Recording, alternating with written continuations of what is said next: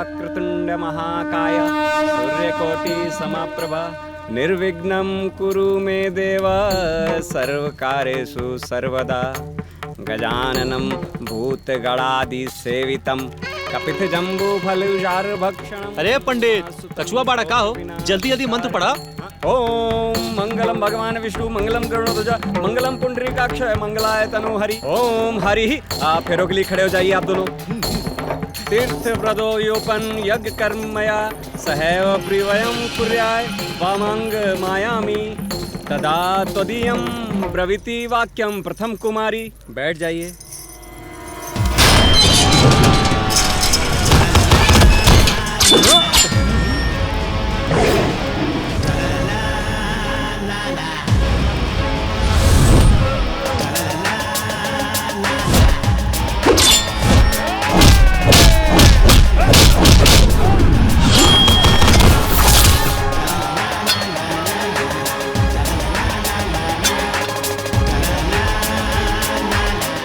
अरे बनवारी, ए पंडित, अरे कहाँ भागा तारा?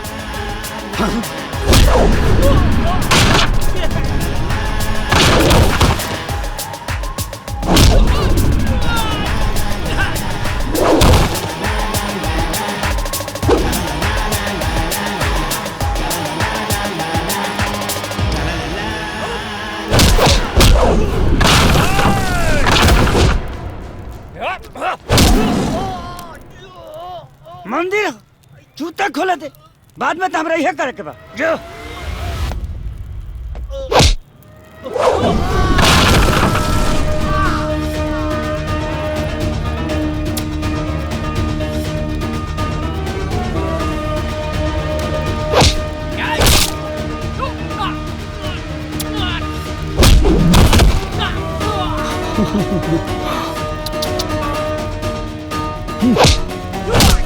पंडित चल भाई पतरा पढ़।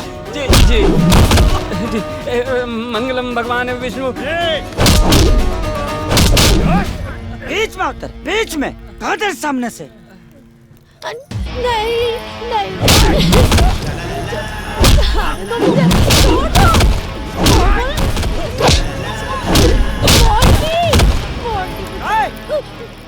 रख रख बैठ बैठ बैठ।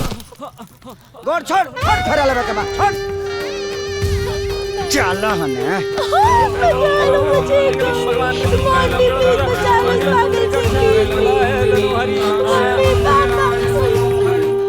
फेरा पूरा हो गया बेबी, अब चले हम।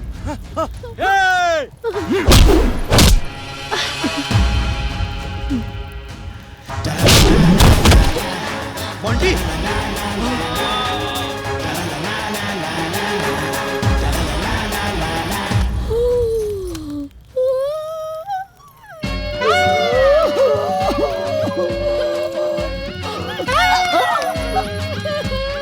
देखे हम कहे थे ना कि तुमको अपना मेहरारू बनाइए के दम लेंगे। देखो सुला लिए, जाने नहीं है, दमे नहीं है इसमें दम।